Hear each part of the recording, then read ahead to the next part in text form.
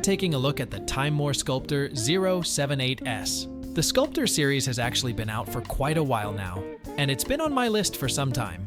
This is a really popular grinder that got a lot of attention right when it launched. Timemore sent me the grinder for testing and review, but they weren't involved in any part of the content, and they didn't see the video before I published it.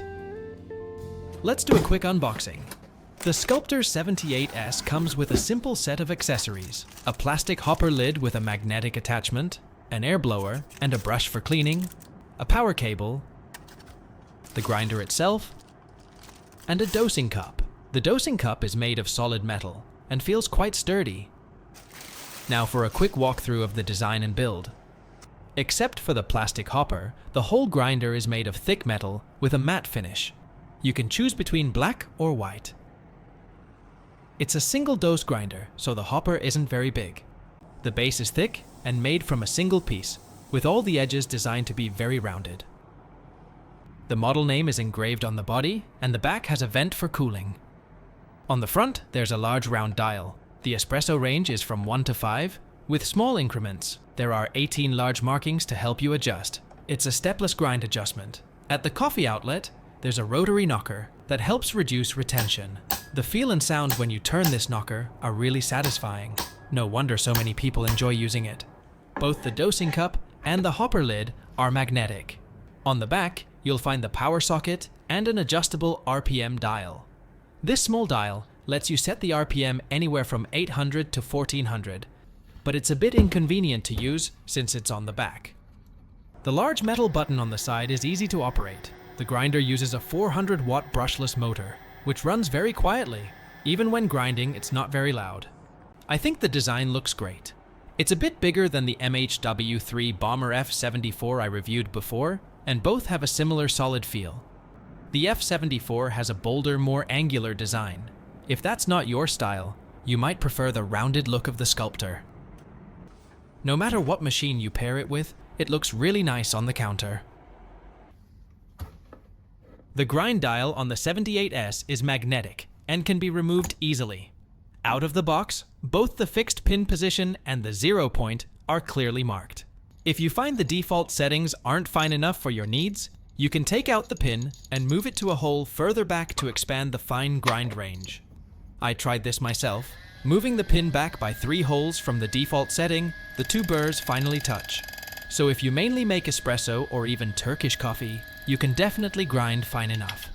Timemore doesn't recommend users take the grinder apart on their own, but honestly, it's not very complicated. There are just a few details to watch out for.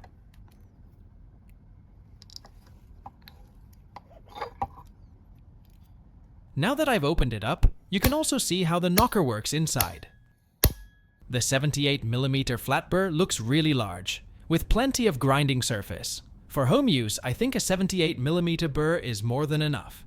This is the stock burr, which is suitable for all kinds of brewing methods. Here's a quick comparison with the 078 Turbo Burr. You can see the burr geometry is completely different. The 078 burr is mainly designed for pour-over and can be swapped into the 78S. I'll test and share how it performs after I install it in the future. Taking the grinder apart and putting it back together isn't too complicated, but there are a few things to pay attention to, like the order of removing screws and the correct placement of the burr. I'll make a dedicated video later to walk through the full process of disassembling and swapping the burrs.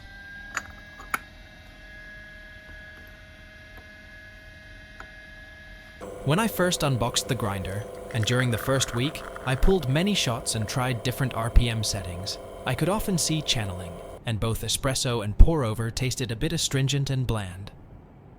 I've seen many reviews mention the seasoning issue with this grinders. Instead of wasting beans just for seasoning, I simply use the grinder daily, making a few shots of espresso and 2 to 3 cups of pour-over each day. By the time I made this review, I had already ground about 3 kilograms of coffee beans. I can say the espresso now tastes noticeably better than when I first got the machine, and pour-over has become more flavorful as well. So, seasoning this grinder does have a positive impact on grind consistency and overall coffee quality. I tested the retention of the 78S by grinding 18.1 grams of coffee beans using an espresso setting and high RPM.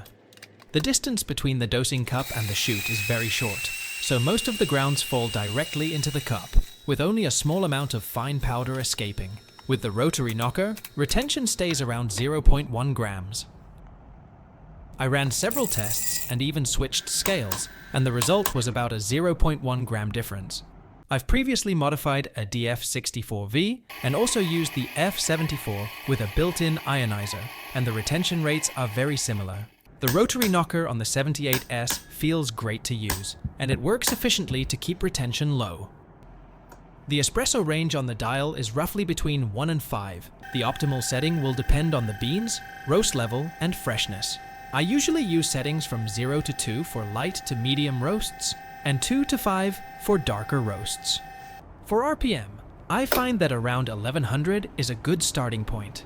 After the first week, my bottomless extractions have been consistently successful. With careful puck prep, I haven't had many spraying issues.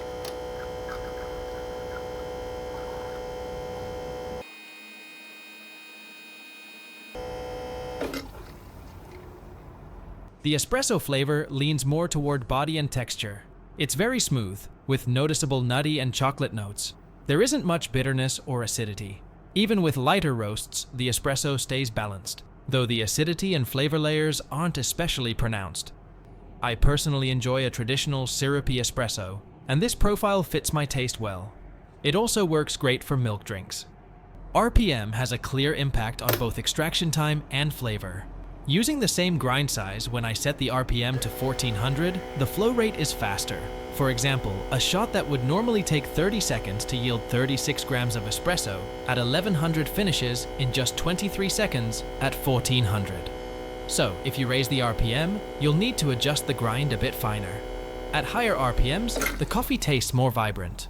When I lowered the RPM to 800, I expected the flow to slow down a lot, compared to 1100. But in reality, the shot time stayed about the same, around 30 seconds. I pulled 2 shots in a row at 800 revolutions per minute, and both finished at exactly the same time. I noticed that lower RPMs seem to bring out more sweetness in the espresso. So, you can experiment with different RPMs to see which settings match your preferences best. There are a couple of things I want to mention about grinding espresso with the 78S.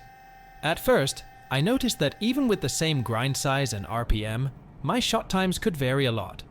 For example, sometimes a shot at 1100 would finish in 30 seconds, other times in 36 seconds, or even faster. I thought it might be due to puck prep, but later realized it could be related to how I was feeding the beans. Sometimes I'd pour all the beans in before starting, and other times I'd start the grinder first and then pour the beans in. The difference in feeding speed seemed to affect the distribution of the grounds. Eventually, I settled on always pouring in all the beans before starting the grind. The flow rates became much more consistent. Also, even though the grinder is stepless, the espresso range isn't especially wide. Small adjustments make a noticeable difference. If you adjust by 2 or 3 notches, it can have a big impact on your flow rate. So, I recommend making tiny changes when dialing in for espresso. The 78S also works well for pour-over brewing. The Burr design is made to handle different brewing methods and produces very uniform grinds. For pour-over, I usually use 15 grams of light roasted coffee beans, and my common grind settings are between 13 and 15. No matter if I start the grinder before or after adding beans, I've never had any issues with beans getting stuck. The motor has plenty of torque, and the grinding speed is fast. The knocker on this grinder does more than just reduce retention. It also helps remove ultrafine particles and chaff. With light roasted beans, you can actually see the chaff sticking to the knocker. Many people believe this chaff can negatively affect extraction, so it's helpful to remove it. After grinding, you can just take away the catch cup without needing to use the knocker. I measured about 0.3 grams of fines and chaff stuck to the knocker. This small amount probably doesn't have a big impact on the final cup, but it's still worth trying if you want to fine-tune your brew. The grind consistency is very good. I kept the brewing method simple to compare how different RPMs affect the coffee. First, I made the coffee using 1100 setting. I did a direct bloom with 50 grams of water, then a single pour up to 240 grams. The brew finished dripping in about 2 minutes and 30 seconds. This cup had excellent sweetness and flavor, definitely a good cup of coffee. Next, I set the RPM to 800. In theory, lower speeds should be better for pour-over because they produce fewer fines and more consistent grinds. But after testing, I found that not every pour-over benefits from low RPM. For example, with an Ethiopian coffee, the low RPM did give a cleaner taste, but the complexity and aroma were weaker, and I didn't enjoy it as much as the first cup. On the other hand, using the highest RPM for faster grinding quickly brings out the aromatics from the beans. With more fines present, the flavor layers become more obvious, the aroma is richer, and the aftertaste is better. The only trade-off is a slight loss in cleanliness. Having RPM adjustment gives you the flexibility to experiment with different settings and find what works best for your taste. After using the 078S for over a month, I have a few thoughts to share about the experience. As a single dose grinder, the hopper isn't very large. 20 grams of beans will almost fill it up. If you need to grind more at once, there's a hopper extension available that lets you increase the capacity up to 100 grams. There's a small anti-popcorn lid included. If you don't cover it while grinding, coffee particles can still jump out. For those who like to slow feed the beans, I'd suggest keeping the lid half open. The lid itself is magnetic, and you can push it forward to pour in the beans, but you still need to lift it up and put it back to close it. This process doesn't feel especially smooth, so I usually just open and close it directly, which I find more convenient. That's my experience with the Timemore Sculptor 078S so far. Hope you enjoy this video and thanks for watching.